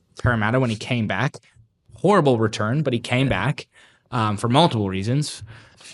But he came back and he was like, he said to us in the gym, he's like, I don't need a squat. Fijians don't need a squat. And I was like, I don't think that's true. But he was just like, I've done it my whole career. I don't want to fucking do it. Find me something else. Like, arguably, as an athlete, you're not going to, like, I was like, okay. And even the S&C coach was like, okay, let's find you something Would different. you worry as a coach about those people, either like say the Jared Hayne example or these like Russian wrestlers you see like throwing rocks over their head on the back of a long career of really good GPP training? Would you ever worry about them losing their gains, or is it just the fact that no? I think it becomes a conversation of, okay, we're going to do squatting in preseason because it's going to be general, and we need to be general in preseason. I'm not going to become specific before we need to, so I expect you to do X, Y, and Z. But maybe you can't squat because it's uncomfortable in your back, so we're going to do leg press or something. It becomes this conversation. And I now give my athletes a lot more autonomy than what I used to. Like you'll see in your program, sometimes I'm like knee dominant pattern, so I'll let you choose leg press, hack squat, front squat, whatever you want to choose. Because I believe that athlete autonomy is really important to a degree. You still have to get out. You can't give me autonomy. I can't give Raph any autonomy because Raph, you on train today? Nope. All right, good chat, my man. See you next week. So I think it's a fine line, but I also think you should have some feeling of control. Like even with my high school boys, and my youth athletes. 5 years ago, or even like in Parramatta, right? I was like, we're doing this, this, and this, and I never got any pushback. This next generation have so much knowledge. It's not the right knowledge or the good knowledge, but they have more knowledge than ever before that there's a lot more pushback. Oh, I saw on TikTok that I can do this or this and this. And it fucking does my mind in. But the idea now needs to be, rather than fight with them, because I'm not going to win. It's a losing battle. It's rather about giving them autonomy now of saying, well, you need to do A and B for me, and C has these options for you to choose. And they like that. Then it wins this battle of like, okay, I'll do a little bit for you and I'll do some stuff for me. So I think at least they're interested in it. You know what I mean? Like, at oh least, man, 100%. if they're watching shit on TikTok, like at least they're taking an interest. See, that's the growth mindset that you need to have with it, is that at least these kids are interested, because I think it's really hard for this next generation coming up to not be like, shut up and do what I say. Because I think the hard thing is like a lot of times I'm like, you're listening to this dickhead on TikTok that has no qualification. He's a charlatan. It's false. Expertise. I have a bit of a weird question for you. Shoot. Do you kind of believe in the idea, because people can specialize technically, like I could be a leg locker, or I could be a passer, or I could be a wrestler.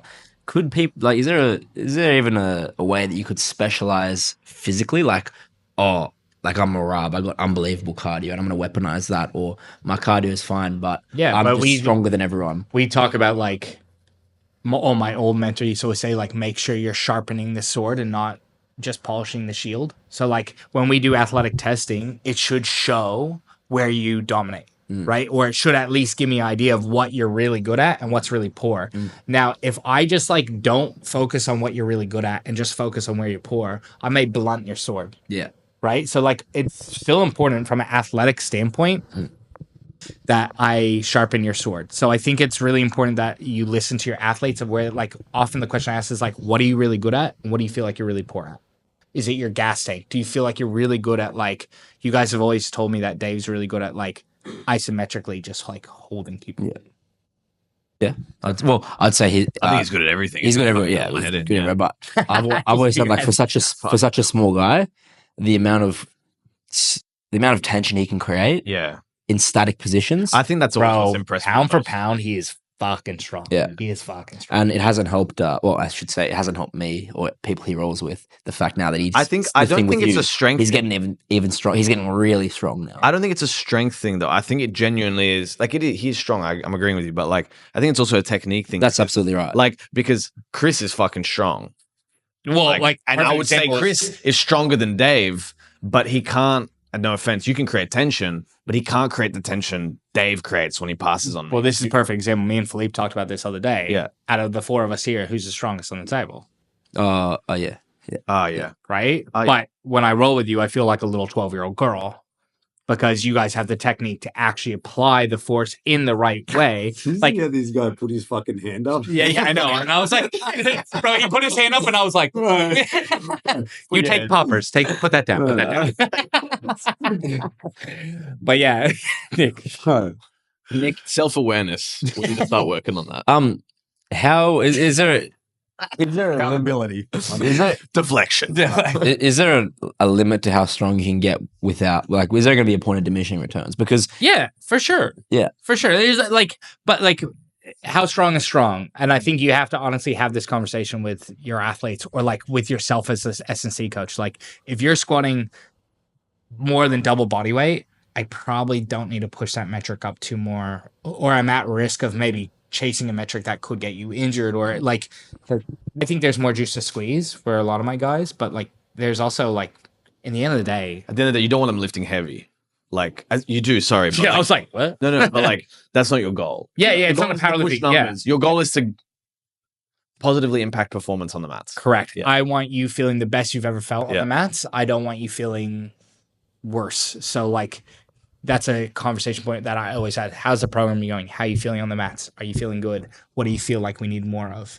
And like Right. Dave's really good at that. Dave will be honestly like, I miss pull-ups. I do this. I want that. I want this. I can't do this on this. That new generation, that TikTok generation, bro. And it's also that Dave's autism is the best. I Yeah. love it. He's like I really enjoy working with you guys. You guys are some of the best athletes to work with, and Dave's in that category as well because you're very communicative about what you need, what you want, what works well. What I hate is writing an athlete a program and they fucking ghost me, and then I see him running to them like, "Hey, how's it all going?" They're like, "Oh yeah, it's fine."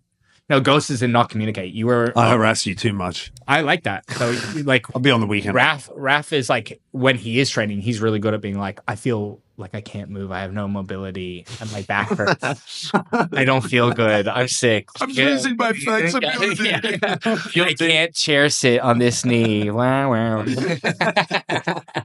so I'm not going to argue. it's less important to chase numbers or like percentages of body weight, let's say, than it is just to chase general improvement. What's more important? They come hand in hand, in my opinion, right? Because your metrics of success or your physical, like if I'm not testing, if I'm not assessing, I'm guessing, right? So I need some metrics back. That's why we do so many AMRAPs. You guys, like, I know my athletes generally, a lot of them fucking hate it.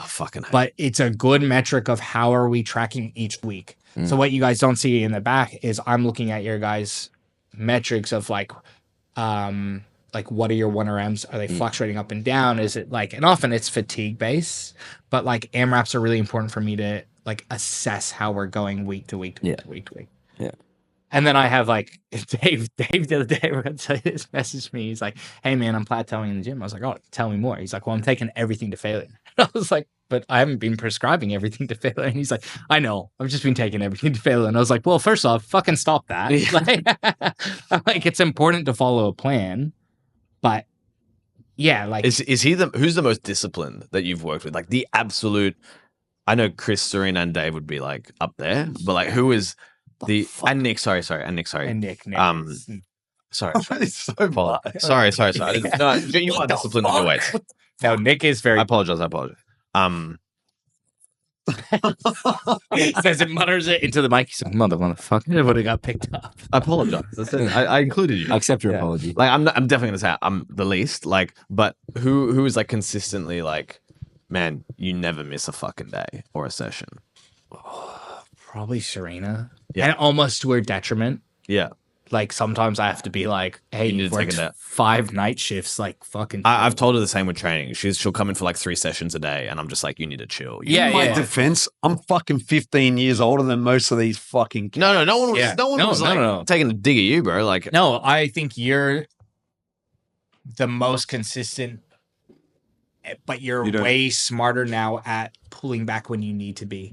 Whereas Serena think is Tenisa really did that. consistent to, like I said, almost sometimes to her detriment. And same like she's so good that I actually have to be mindful to be on top of her competition schedule. Because if I'm not, she will fucking train her arse off in week of competition. I'm like, shit. I forgot program to that I prescribe you. Yeah, I'm like, fuck, I've just prescribed you. Then she's like, hey man, I'm doing my conditioning. I'm like, don't. Like, I have to now be really mindful with Serena to stay on top of. I've had to take her off like team calendars and stuff like that, and be really, really on top of her own program because I just know she will train her eyes off. Where I think you now have wisdom of age and injuries that you're like, you'll text me and go, hey man, I'm not doing this because of this. And who have you seen the most improvement in, like overall? Like, who did you go like, wow, that was such a jump? There's been such a big. Probably Dave because his base was so low. Yeah. Dave's base was really low. Like he came from no S&C that he's like making these like massive improvements. Yeah. And then I see like Nick's had massive improvements as well. Like just because he's really, really consistent. You guys have, I think, have had massive improvements. Like I'm always consistent. Sorry, how old are you? And you PB'd the other day. What's that? How old are you now? I'm 39 this year. 39, and 39? he PB'd his Really? He PB'd his deadlift. That's crazy. Like that's fucking great. That's consistency. Like don't like the program doesn't have to be amazing. It's so hard to sell this to athletes. I could do a mediocre program and then I could do the best program. If you turn up 60% of the time with the best program, but 80% of the time with a mediocre program, you're going to get way better from consistently turning up. Than same as jiu-jitsu. Oh, same as jiu-jitsu, 100%. That's why my skill level doesn't go up because I'm fucking like consistent. That's the truth. Yeah. I was gonna say, like, most people are like, why am I not getting better? It's like, how often do you, once every fortnight. Yeah, exactly. It's like you're not gonna get better. Like in that, You probably get worse. Yeah, that's why I have to be really realistic with my skill acquisition. It's not going to get better until I can actually approach training with a better consistency. That's the truth of it. Yeah. I get upset at myself when I don't hit PBs. I know you do. I have to talk you down from a cliff. The rabbit. Yeah, I'm like, you've been coaching shitloads. You're like, Thursday morning. He fucking hates now training Thursday because Thursday morning he coaches. Tuesday morning and Thursday morning because I get up early. Yeah. We should. Why don't we switch you to Monday, Wednesdays? No. Okay, I like that. No, I like that. Creature of habit. Are we boring you? No, sorry. Yeah, sorry, mate. I think he's a bit upset about the fact that he wasn't chucked in there as committed to his list. Sorry, I said yes. You are committed. Like I never. I feel like it like broke his heart. Like, bro, It did. Am I meant to list the whole gym? I'll put Hendo, Noah. Well, no, you couldn't put them, but Hendo's good. Hendo's good. now. Yeah, I'm a stallion. I'm Hendo was good, but run Hendo was my good race. from a conditioning. Hendo was super conditioned, like almost too conditioned. he has a crazy bench press. Yeah, Hendo has that special type of strength. Mungo strength is what we call it. We can't. Well, yeah, we used to call it something else as well. Retarded strength. What? I didn't say it. You said that. Okay. Yeah. He's fucking Hendo, strong. yeah. Look at Hendo's forearms. And we were saying this about him the other day. He's like a cat. You know how cats always fall on their feet? Yeah. Like every time you try and take Hendo down, he somehow finds his feet on the floor. Yeah. I'm excited for Hendo. You're a cat, mate. But not a great performance on the weekend. He thinks his cardio was bad. Yeah. Did ya? It was. What do you think as a coach? I think it had nothing to do with his cardio. I don't know how the cardio. I don't really know how That's your cardio. answer, Hendo. I don't know how cardio like makes you finish a DAS or not. You know what I mean? Yeah. Well, More to pass the a point, guard. can't even take the back when someone's turtled. So this is what I would say, Hendo. This is what happens that athletes look for something to blame, and they'll often blame physicality. They'll be like, "Oh, I felt really gassed," but was it because you were in defensive cycles and you were like chasing your tail because your skill acquisition was shit? Hang on, let's He just won. let's He say won. he did. He won the match. Yeah, he won the match. So I'm just saying, but Dominantly. Is it because you were in defensive cycles and had to grind really hard? No, to the win? other guy was in defensive. I also think, and like it was a mental thing where like we have high expectations. I like You that know what about I'm saying? Like I like that. I'm not it going to was like progress. it was like and more to that is like he had high expectations on himself. Like it was like I'm gonna finish. Yeah, he had tunnel vision. It's like there was a game plan and it had to be executed A, B, and C. Yeah. And the problem is that at B things started to go sideways. He wasn't getting to C. As I said to him, if you just said to him good job, I told him good job. I gave him a hug, you know. But if you just said to him good job, he's not going to learn. He's not going to get as much better than if you say, okay, you could have done this, and this better. Just because you won doesn't mean it's a good job. And if anything, that's like a good way to win as an up and coming athlete, because usually when you win, especially if you just win dominantly, you just go out there and sub them straight away. You don't actually have that much to work on. Yeah, exactly. But not only he got a dominant win and a lot to come away with. Yeah. I think he got the best of it. That's why I love this gym, right? The high expectations. I know I'm not going to get a belt promotion just from turning up. Like I'm not anywhere near that. And I like that because I felt like when I got my blue belt, and there's nothing against the professor who gave my blue belt, I fucking love him. but I felt like I didn't deserve it to a degree. Yeah. I felt like I wasn't there yet, and maybe I was. Maybe I think you always feel like that. Even I feel like that. You know. Yeah, but I like that you guys are very much about. No, it's on fucking merit. It's on because like you are a competitor's gym, and even though I'm not a competitor, I fucking love coming here and getting my ass kicked. But the high expectations, like you'll be watching me roll, and I'll just see you be like. And I'm just like, oh, driving home in silence, no music. But I personally, I think it vibes with my personality. Like, but I that's think, where I do better. I think you're right. Like, it creates like a sense of banter and camaraderie as well. But also, like really I want to do better for you guys, not for me, but also because I don't want to go into a competition and see Chris do this. you can't compete yet, mate. No, Nice. fucking Yes. no, I cannot. Don't listen. I agree with you. No, we're going. If we're I gonna don't get to compete, Hey, I'm gonna do Olympic trials for the snatch. when it's someone say they're like, I want to compete, and you're like, I think that's really honorable. Yeah. Who? To who? I can't remember who I said it to. But it was like, Who was it that I said that to? I can't We're remember. not going to say here. Do you want me to say? No, it? we're not going to say. No, because they felt they were like, oh, you didn't mean it in a bad way, but it just came across very funny. I remember starting to laugh because I was like, you didn't realize how it came across because of your fucking autism. I knew straight away that I was like, oh no. Yeah, sometimes I catch myself like that, like saying dumb shit. Oh, I don't think so. But I think you just got to be realistic with people. Like I think I'm a pessimist at heart, but like a realistic coaching philosophy. But you don't want to say no to competing. Like, I guess if you're going to go do grappling industries, who cares? Everyone should be able to do that. But you're saying like, don't go out and try and get a super fight when you haven't won a grappling industry. Yeah. I think it's that. It's like people, like exactly what Nick said, have like unrealistic expectations. Like they're like, okay, I'm going to go do ADCC trials. And it's like, yeah, dude, that brother, shits me. like That shits me. you can't even get past the first round. But also that annoys me because it dilutes the sport. Well, I don't really care about that. Like, I think everyone can have a fair go, but I think you just have to be realistic with your skill level and your expectations. Like, why do you want to do ADCC trials? Well, yeah, but this is where I feel like ADCC trials should have some form of but like it's like you're obviously not doing it to win it. You're just doing it to be in ADCC trials. Yeah, you know what I'm saying? Yeah, that's like true. everyone knows you're probably not going to win it. Like, yeah. Like, are you going for the experience of traveling and competing? Cool, awesome. But like, why would you?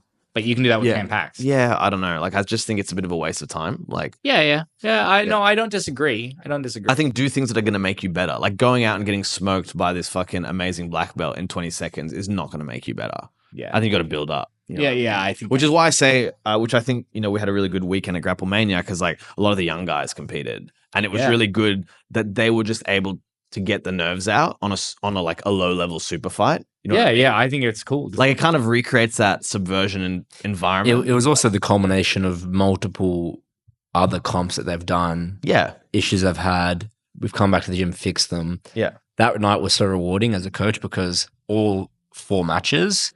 Who was it? It was Red. So we had Hendo, Noah. Who was the fourth? Hendo and Isaiah. And literally all 4 of them worked on a part of their game that had previously let them down, that they then came back to the gym and worked. Red, for instance, not known as a leg locker. He said, I'm going to go leg lock the guy. He did. Yeah. Okay. I saw his entry. His entry looks... And he was all over the Yeah, he just like struggles to finish on the heel, and I spoke to him about it yesterday. It's like you can't, it's funny because his last name is Sheriff, and I'm like, you're just completely the opposite. You can't pull the trigger when it comes to like heel. I like that. I like that I saw you pull the Dickie reference on the subversion thing. That Like was you fun. tried the joke in our group chat first, got a little bite, a couple of us laughed at it, and then you're like, I know where I'm going to do this. No, but like, you know how like when you strike a heel hook, like people won't, if they're listening, they won't be able to see. You kind of do what's called like the cowboy draw. Yeah. Like you just bring your elbow back towards your lat. Sure, I know. And like, sorry? I said, yeah, I know. Do you? No, I don't. Okay, well, I'm explaining. That's like Like, laughing. I'm like, You look like you're pulling something out of a holster. yeah, that makes And sense. he just can't do that. He can't strike the toes and catch the heel in a heel hook. Like, Why do you think he can get the entry? He can do everything. I don't know. Like he's too slow. It's like it looks. I like reckon he's got like a V taper, long arms. Okay. No, I don't want to get into this. But like, please just mechanics of why he can't do it. yeah. He's going like, I don't think it's. But his arms go out. Like I don't think it's physical mechanics. Like I think it's like skill acquisition. Yeah, like he just has a hard time. into 100%. catching the heel and doesn't understand the importance of that Yeah, yet. 100%. Okay. So it's like, okay, your leg entanglements are good. You understand So the he just position needs you're to do in. reps and reps and reps. I don't know. I think he needs to get into the leg entanglement, and it needs to be okay. Like Jude said, like think less, do more. Like I just need to catch the heel now. What about doing that thing that we talked about with the retention, where he does that rear naked hold for the leg? Yeah, and yeah, then I showed him. sets it up to But you give see, himself I time, think no? that will almost work against him in a way because he's spending too long on control. And Like, then he just needs to instead- catch the heel. Cool. You know, All right, a lot of yeah. times the heel's right there, and he's just over. And I can see him like, you know, like that meme where like the fucking mathematics are Yeah, going. I always talk Yeah. about that the Yeah. hangover scene where he's like So, doing math. I think that's like what he has to work on. And then who So Red showed out his leg game, which is something he's been working on. We had Isaiah, who came in and a couple of weeks ago competed at Grappling Industries and had mixed results. He focused on his passing. He got caught a few times. He's a great passer, but he got some mistakes exposed. He came back to the gym, worked on those mistakes. Arguably, he fought a much better guard player than he fought in that last comp, and was, I think that opponent Yeah. overall was better. yeah, far better And- overall, and just smashed. But like you know what I think really, and we spoke about it. What I think really helps the guys is like we know who you're fighting, and therefore I we think can target the game. okay, look, not to blow smoke up my own ass, but I think the one thing I'm good at is not like technical coaching. It's like game planning against specific opponents. I feel like I have a higher IQ, so like I'm going to be able to like game plan against like a coach that I think doesn't know what they're doing. Yeah. And I'm not saying that the other teams don't know what they're doing. That's like not what I'm getting at. But I'm just saying I feel like That it helps. That's a bit of your super weapon. I feel like that's the one thing I am good at. And so I was like, and it can be really retarded, like some of the stuff that I say. Like I said, okay, this guy's heavily autistic. We're going to overstim the fuck out of him by just palming him in the head. Right. And I told him that after. I was like, that was the game plan. I just wanted to palm you in the head at the start to really throw you off. And Chris was like, or was it you that was like, oh, he was looking at us. Like, No, what I was saying was what I was saying was Because Raph shouting on the side of the No, no, corner. no, He's like- like, he's heavily autistic. Palm him in the head. Everyone's like, can you say that? he's a no, hang on. Okay, The so guy's what- he's wait, wait, wait. he's a What nice I'm gonna guy. say- what I'm going to say is like to say to what Raf's saying, like whenever we would say something to Isaiah to do something that was countering what he would want to do, he would look at us and nod his head. For some reason, there was some sort of agreement in the moment from that athlete that what we were telling him to do to shut him down was working. Now, can I just say? So he actually would give you Yeah, like, acknowledgement. he'd look at you and nod. But can I just? It's You can not see him nodding. like- the way to put the way to, What? the way to put that in a That's bit. so bad. a bit- no. Hang on. Let me talk. Sorry. Let me talk. No, you're interrupting No, us. let me Yeah, talk because but I don't. You don't want to say like, he's heavily autistic. What you said was But everyone says he is, and he says he is himself. the way that the game plan worked, and that I agree with you. You said this guy's going to overthink things if you let him, if you make him. Yeah. Which is correct. It's a better way of saying. Yeah, he's like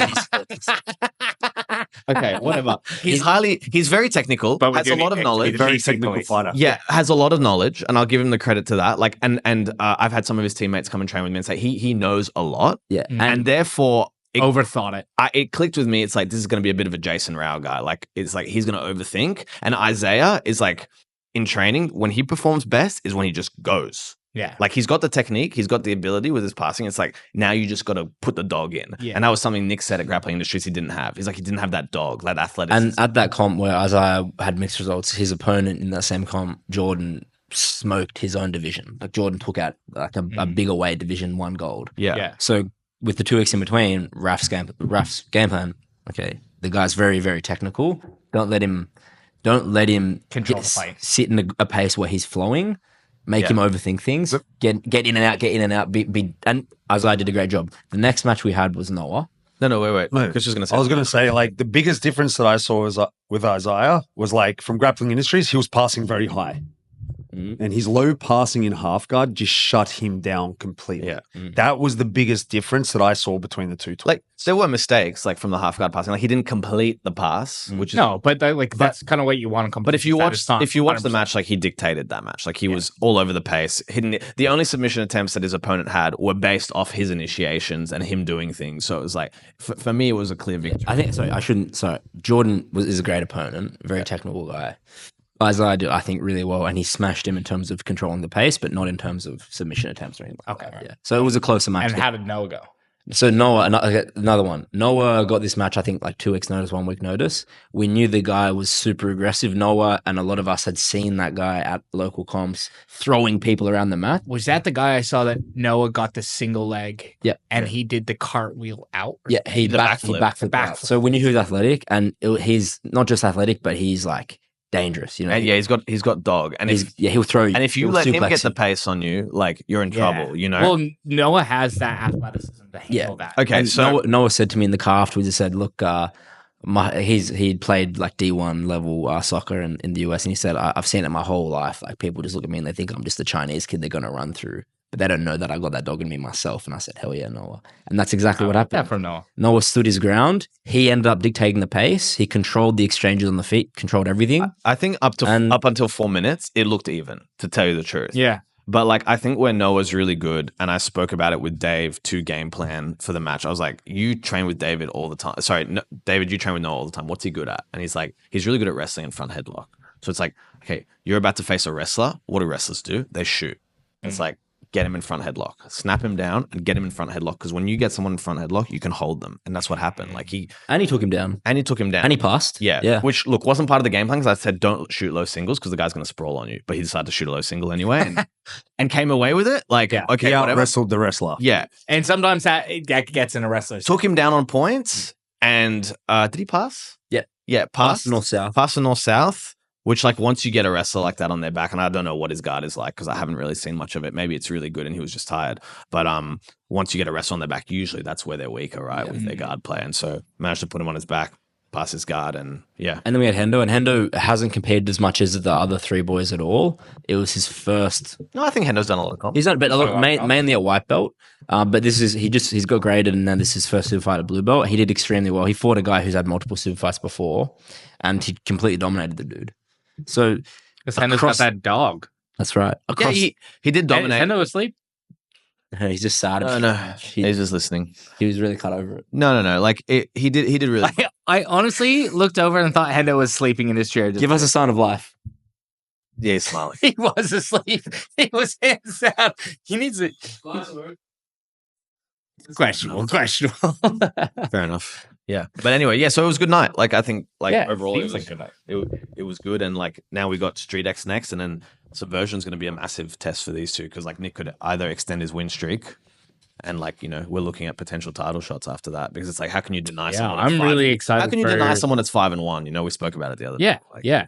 I'm really excited for you. I'm really excited for Serena. Yeah. I'm excited to be there. First Subversion title match for the gym. Yeah, for Serena. Yeah. And she's been training really good. Like, Yeah. training with her last night, she gave me a really fucking hard time. That's good, man. Yeah. Yeah. Serena's extremely To talented. be fair, you bashed me as well last night. You pissed me off. Like, fucking 'Cause I caught did my me conditioning. twice in like an armbar and a heel hook. I think I was fucking pissed off about it. Nice. Yeah. So it's good. Probably should do your S&C. So you And can an beat ankle lock. these guys. It has nothing to do with it. You caught me clean on an armbar. Yeah. But like your conditioning, maybe. Like you said. Maybe, like Yoda maybe says. you're getting a bit tired in the matches. Sorry? Maybe you should get a bit tired. Oh, yeah, there was definitely Yeah. fatigue. Yeah, Yeah. conditioning. Yep. Come back to the dark Yeah. side. Mm. We miss you. No. He's like, put my program on Saturdays. Totally. I haven't been doing it. I know. I'd never put them on Saturdays. To wait and see if you would notice. Okay, so one I updated the program. We had to talk about that. No, just I to did see do how one long- Saturday. There was one Saturday I did. Okay. Yeah. Good And I stuff. know you didn't put it on Saturday because I went back to Tuesday ages ago to find an old program. Yeah, I know. Because Yeah. I was like, I'll wait and see if Raph hassles me on the weekend for his program. I'm going to do that. You're a father. why, Appreciate that, man. Why did you want to work with combat athletes? That's a really good question, man. I kind of just fell into it, right? Like I got a boxers, and then my very first boss and mentor, Nathan Parnham, his brother Andrew Parnham, who's Jamie's coach. Yep. Owns PTJ Muay Thai. Shout out to PTJ. Is that how you met Jamie? That's how I met Jamie. Right. Because Parnsy was no longer doing that team's S&C, and I started working at Athletes Authority, and Parnsy told his brother, hey, you should take the PTJ guys to Athletes Authority. And when me and Andrew sat down, we talked about it. We kind of came up with this deal of like, okay, the guys will come and train here with me for 2 days a week. So they were like, he was like one of the first guys to send his competitive team into a gym as a team. Right, to S&C. right. And I fucking loved that, man, because he backed us. Mm. And his brother's in S&C, so he saw the value in it. Yep. And then so I started learning about strikers and I was doing a lot of strikers. No jiu-jitsu guys, just a lot of strikers. And I fucking loved their mentality because a lot of the times you work with professional athletes and it's become, or I just found this in rugby, it became a job. It wasn't a dream. So like you were like, hey, I need to do this test on you, which is like hop 10 times on your right, then hop 10 times on your left. And I'd have these like guys earning $1 million a year from the sport they want to play, telling a young S&C coach to fuck off. And you're like, man, I'm not here to make your day bad. I'm here to actually get a metric so we can take care of you so you can keep earning your fucking $1 million. I think that's what professional athletes sometimes forget when they're dealing with performance staff. I'm earning a quarter of what you're fucking earning. And this is my dream to be here as much as your dream to be here. Like, treat each other with a bit of respect. And not every professional, but a lot. Would you say, especially in the NRL, you're dealing with people who are on, like, especially in Australian context, they're on elite athlete salaries, but they're not elite athletes. They don't perform like elite athletes. They're not at that level of execution. And their attitudes are not elite. I think a lot of the time they're performing at that level, but their attitude are not elite. It's become a job. It's tedious to come in on a Monday and fucking do testing and counter movement. And also, we forget, not every athlete likes S&C. Perfect example is Rafi, right? He doesn't fucking like S&C, and that's okay. You're not going to. You do it to keep you on the field, on the mats, in the court, in the ring, right? So, a combat athletes then, they're not making as much money in Australia. Like, they're just generally not making as much money. They're generally not making, but they're going to back themselves. If they come to you, they're giving you their hard-earned fucking cash to actually make a difference. They want to be better than their opponent, because the difference with being on the field as a team to being an individual athlete, particularly a combative athlete, is it's all on you. It's not on your teammates. There's no scapegoat. If you don't compete well on the weekend, it's something you have done as a result. Yeah. So like you said, I want to do a dance class to make me more like, combative athletes are always looking for that edge. And what I really like, and my whole career has been, especially of taking like developmental guys and making them elite, that's really been the crux of my career, is like helping guys make the right decision about their conditioning, about their S&C, about their nutrition, about their rehabilitation, and making what is like very amateur hour into professionalism. So these guys are hungrier, the ones. Yeah, like I'm talking to a state champ MMA guy at the moment about him coming onto GSM, and like the biggest conversation we have is he's like, I have no one helping my S&C. I just do this, and it's like he's in good fucking shape, but it's just like random shit. Like he needs someone in his corner to be like, we need to do this, we need this, we need that. Yeah, direction. That's what a lot of combative guys don't have. And on top of that, they have the right fucking attitude, which was the hardest thing about professional sport. And I would love to sometimes name names about NRL guys, and you'd be like, really? They're like this? And you're like, yeah, man, they're like lazy. And I get it. It's because they've now made a living from it. Yeah. It's like, it's no longer, it makes sense to me. Like, they're you look so far away from what they were in under 20s, right? Because at the same time working with NRL, I worked with under 20s. It's guys right on the cusp of getting a rookie contract. They'll do anything and everything to fucking get a contract. And then some of these guys I was working on the opposite end are 100-game plus veterans. Yeah. They're fucking, they'll tell you what they want to do. Yeah. And that's the hard thing. It's a difference between a Formula One car and And it's, if you look at the US, like US sports, all those guys are the cream of the crop, elite of the elite. And it seems like in Australian sports, you're obviously it's still selecting genetic, you're getting freaks in the NRL, but they're not necessarily, they don't have that elite mindset. Well, I think the difference in the US, right, is they have the pool of athletes to burn. So the problem with high school and college is they just work these guys so hard that they'll burn anyone. They don't care if you're the best skilled person they've ever seen. It's an attitude, particularly in football. Like, you come in, that's why like all the clips of the S&Cs are them just screaming at guys in the weight room. They're like, lift, and everyone's squatting at the same time, shit like that. Like, they don't care if you break, because there's another 10 guys in the background to take your place. Just as hungry. Yeah. And they're probably just as good. Yeah. They're just as much as an athletic specimen. They may not have their skill acquisition. Chinese Olympic teams, where they're just like, stretch you until your hamstrings blow. Yeah, man. Like, your hamstrings blow. That's why, like, you want that's why, like, the Chinese weightlifting team is like some of the best in the world from a skill acquisition, because they have like 12 schools over China that are just like producing X number of Olympic Olympic lifters. They have the numbers to burn. They're like, yeah. They're like, it's interesting from a collective standpoint. You actually want to sacrifice individual athletes because it raises the bar. From an individual perspective, you wouldn't want that to happen. But Well, the way I look at it But is like obviously- you got to look at your pool. You got to look at your pool. It's the same like army, right? The Australian army has to be highly trained, highly developed to like, and I don't know if they are, you have a better idea, but they should, because the pool is so small that what you need to do is surely you would say we need to be highly specialized, highly trained guys. Correct. Bro, You're the not- entrance is so easy, like to the fitness test. Yeah, but I think that's fine, whatever. But then train them. Have really Yeah. smart training. But it Like, depends what you do. It's so broad. It's like people think army, they think you're an infantry guy that's it's going like to you shoot can be a people. mechanic, you can be Yeah, you could be like a catering officer, bro, and you spend your fucking days in the kitchen. Like, why do you need to be fit? You need to be, you know, That's eating when Nick was tiramisu. me. Sorry? you point at me. Yeah, I said you need to be eating tiramisu like this guy. Like, you like cooking. You say you like I cooking. like cooking. Yeah. I do. You know what I'm like saying? food. So Okay. It's okay. if you're in the Air Force Yeah, he's like, I like, and you're cooking. a radar, if you're in the Air Force and you're like a fucking radar technician or something, like, well, you don't need to be fit. You know what I mean? yeah. Like it's like think No, of it I like get it. we have a civilian stream of jobs. They have a defense force stream of jobs. You know? But yeah, 100%. Yeah. I was just saying it as if you're a an example. commando, Yeah. yeah, So- fuck yeah, you need to be fit as fuck. So the way this is working is that the US system is stronger overall because they're But they're the pool of burning athletes individuals. Well, it's not burning. It's just that they have a bigger pool. They're able to pull more guys up to train. Do you think that flips in Australia, like where there's more like that people aren't as happy to burn individual athletes? Yeah, correct. And I think that's why we actually do decently at the Olympics every time is like, look at swimming. Swimming, we don't have the same pool of numbers as China, as Russia, as America. But we do well because we're like even track and field now, we're doing some of the best we've ever done. And it's because this younger generation coming up of coaches are incredibly smart, are incredibly educated on training load, on S&C, on athletic performance.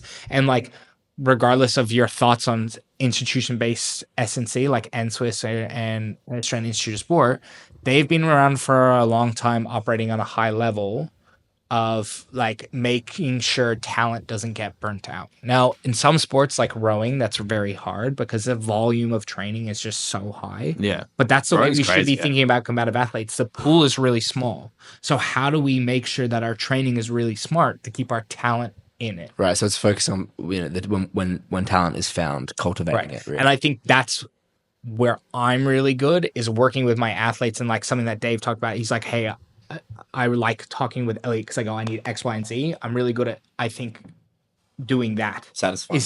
Not satisfying. It's like keeping my guys involved. Every time anyone's had an injury, I modify training. I don't miss training. I'm not like, I think that's one of the biggest issues I have sometimes with physios. And that's where Kevin is elite. He's never like missed training. He's like, let's modify your training. Like he checked out my knee and I have bursitis in my knee because I'm fucking old. And he was like, I was like, oh, do I need to stop jujitsu? And he's like, no. I was like, cool. That's what I want to hear because if he told me to stop jujitsu, I wasn't going to stop it. Yeah. I was just going to modify it till there was no pain. Yeah. So like I'm probably a bad patient because I look for the answer I want to get. But he gave me that. All right. Cool. One last thing before we end. Could you give maybe a small piece of advice to jiu-jitsu hobbyists, people who want to be athletes, and then jiu-jitsu athletes? Just 3 little pieces of advice. 3. Okay, cool. I think it's the same for both. One is like general and slightly specific S&C is going to win you a lot more matches than what you think.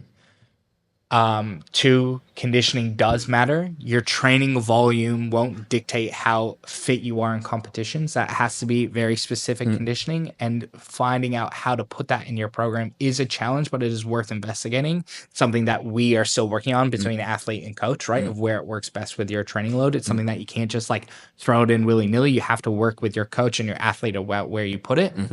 And 3 is consistency will trump everything in your skill acquisition and your S&C. Don't look for the silver bullet. It's got to be consistency and like and scheduled, organized training. I think too often guys are just like throwing shit willy-nilly rather than having like a training schedule of what they can consistently do time in, time out. Red's a great example. And I know his work schedule throws him here and there, but realistically, think how much his skill acquisition as S&C would go through the roof if he was just had a training schedule that he could hit, and he hit fucking 99% of the time. Life is going to throw shit at you, like you get sick, you get an injury, but a training schedule that is done consistently will get you far more results. Great stuff. Thank you, Elliot. Thanks, Elliot. Anyone you want to boys. shout out? Anyone I want to shout out? Yeah. Shout out Sonny. My boy. Okay. No, shout out to you guys. All right. Cool. Thank you. Sweet as. All right. Thanks, everyone. Bye. Later.